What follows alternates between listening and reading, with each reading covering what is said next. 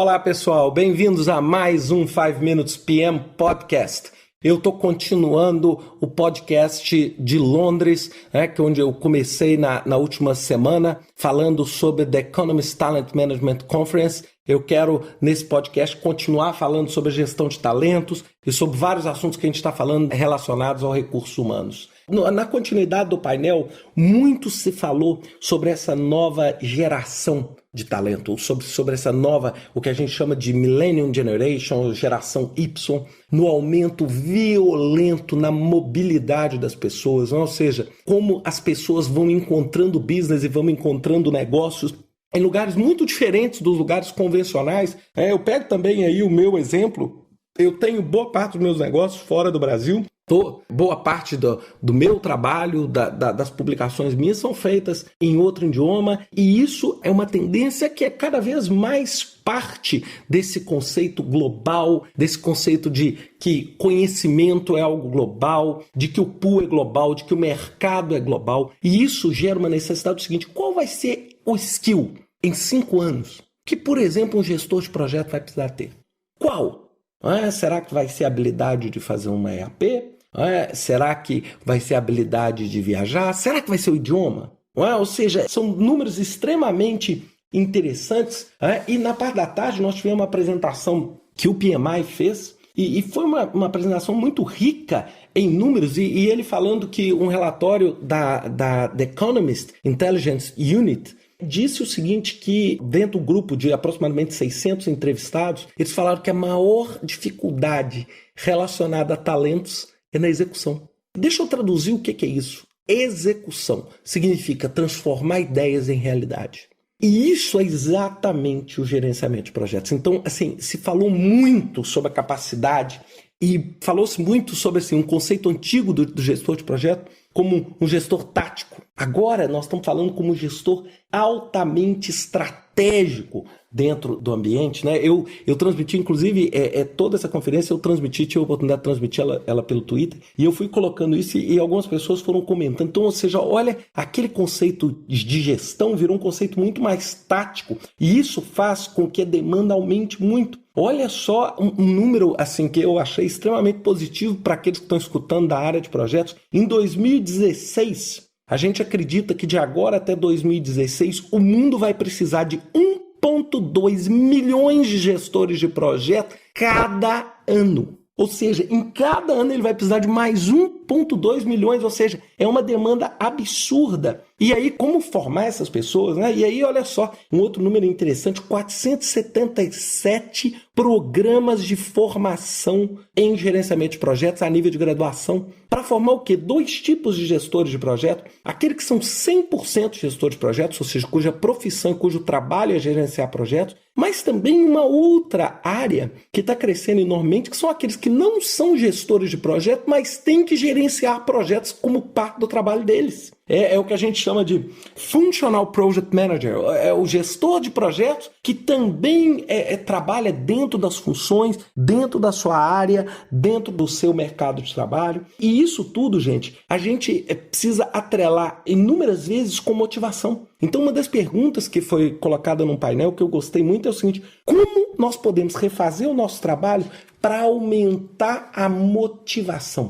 E aí, uma pessoa da Viva, um dos panelistas, né, que estavam participando do painel, deu uma definição muito interessante. Ele falou o seguinte, que nós temos que inovar na gestão das pessoas dentro do nosso trabalho, dentro dos nossos projetos. E inovar significa o seguinte: inovar não é criar ideia. Criar ideia é inventar. Inovar é como eu aplico ideias para gerar valor. Adorei esse conceito. Ou seja, inovar é a aplicação da ideia visando a geração de valor. E aí a Google, um dos palestrantes mais esperados, né, foi a vice-presidente de recursos humanos para a Europa da Google, e ela falando um pouquinho sobre a cultura da Google. A Google é uma empresa líder, então por vários motivos ela despertou um interesse por ser uma empresa diferente do mercado tradicional, e ela falou o seguinte, que tudo, eu fiquei muito feliz ao ouvir isso, ela falou o seguinte: a Google é firmada em basicamente 2 pilares, pessoas e projetos. Ou seja, eu tenho que ter gente boa, eu tenho que ter projeto eficiente. E o projeto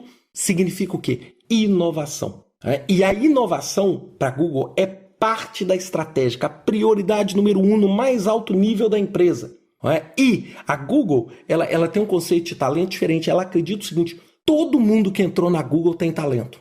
Ou seja, se entrou na Google é porque tem talento. Então, ou seja, as pessoas só precisam mostrar esse talento. E aí eles criaram uma regra que está exposta em vários livros, que é aquela regra 70, 20, 10, que é o seguinte: gaste 70% do seu tempo fazendo um trabalho legal, 20% fazendo alguma coisa que é relacionada com o seu trabalho legal, e 10% pense no que você quiser. Pense no que você quiser. Gaste 10% do seu tempo inovando e gerando ideias. E eles falaram uma coisa também que me chamou muita atenção. É o seguinte: se você tem boa gente boa, competente, capaz, basta conectá-las, que as coisas vão acontecer. Ou seja, se você tem gente boa e consegue conectar usando os conceitos de mídias sociais ou usando qualquer outra forma que você queira relacionada a isso, você vai o quê? Gerar o potencial inovador. Que a Google certamente é muito provavelmente uma das empresas mais inova no mundo. Então isso tudo fez com que as pessoas tivessem capacidade de ter a sua inovação, a sua capacidade de inovação tanto potencializada como possibilitada. E isso tudo é atrelado ao resultado, inclusive a resultados financeiros e a pagamento. Aí ela falou: não é porque a gente é muito inovador que a gente não gosta de dados.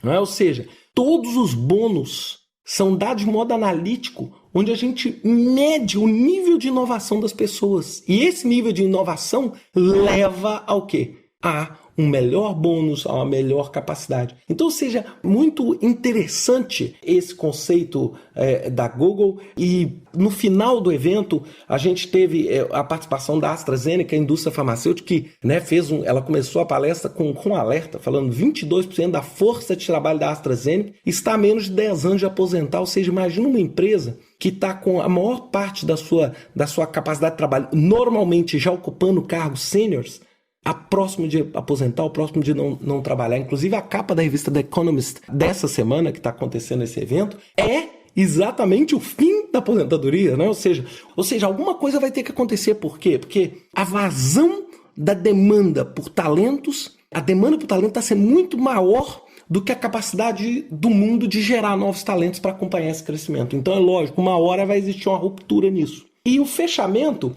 foi uma palestra assim, mais no lado motivacional, feita pelo Hanish, falando recursos humanos como uma marca. E aí ele fez 2 pensamentos que eu gostei demais. O primeiro deles é o seguinte: se você quer ter um breakthrough, ou seja, você quer romper ou pensar, busca fora do seu ambiente. Ou seja, se você quer inovar, se você quer pensar numa forma diferente, pense fora da caixa que você está inserido. Então ele deu um exemplo, né, do trabalho dele dentro da British Airways, onde eles tiveram que analisar o seguinte: o problema da fila. Aí ele falou: Ricardo, eu fui achar a solução da fila na Disney. Ele falou o seguinte: eu não conheço lugar nenhum onde as pessoas ficam meia hora na fila e chegam no brinquedo rindo, não chegam reclamando, não chegam xingando. Ou seja, o conceito de como sair do seu próprio ambiente, ou seja, como é que a British Airways, uma empresa de aviação, pode aplicar isso fora do seu ambiente. Então é muito interessante. E o segundo